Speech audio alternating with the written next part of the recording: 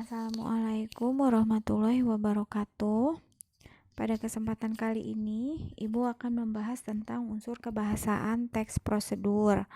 Nah, di antaranya unsur kebahasaan teks prosedur ini ada 5. Yang pertama adalah penggunaan kalimat imperatif. Yang kedua, menggunakan kata-kata teknis. Yang ketiga, menggunakan konjungsi. Yang keempat, menggunakan pernyataan persuasif. Dan yang kelima adalah menggunakan deskripsi alat. Kita bahas dulu yang pertama adalah menggunakan kalimat imperatif. Kalimat imperatif ini sering kita kenal juga dengan istilah kalimat perintah.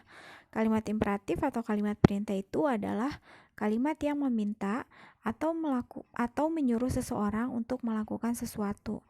Nah, kata kerja imperatif ini biasanya dibentuk oleh akhiran kan, i atau lah.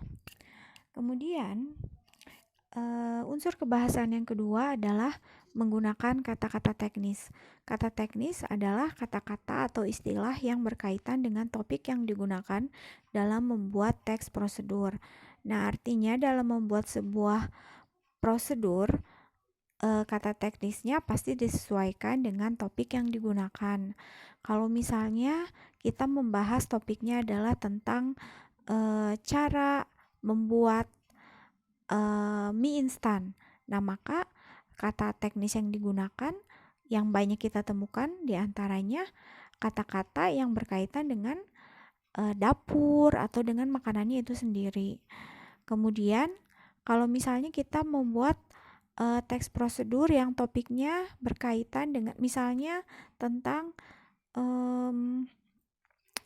cara membuat iktp. Nah, maka kata teknisnya akan berbeda dengan prosedur membuat makanan yang pertama. Misalnya kalau untuk prosedur membuat iktp, maka kata teknisnya diantaranya ada blanko, ektp, atau yang lainnya.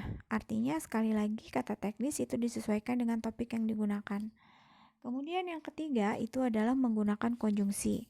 Konjungsi atau kita sebut juga dengan istilah kata penghubung adalah kata yang berfungsi untuk menghubungkan atau menyambungkan baik itu antar klausa, antar kalimat, atau antar paragraf dalam sebuah teks.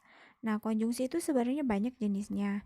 Hanya yang banyak digunakan dalam sebuah teks prosedur itu ada 2, yaitu konjungsi penambahan dan juga konjungsi temporal atau konjungsi kronologis.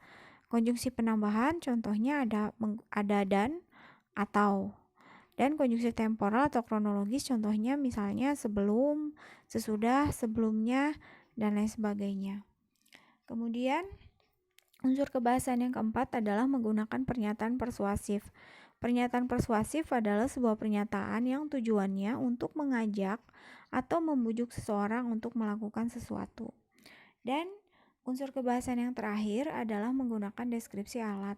Deskripsi alat ini digunakan untuk merinci tentang benda atau alat yang dipakai dalam membuat sebuah teks prosedur atau untuk menjalankan sebuah prosedur.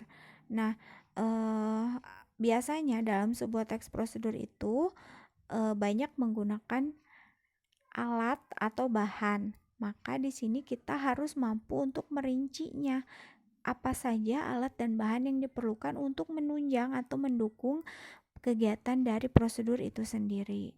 Sekian untuk penjelasan unsur kebahasaan teks prosedur.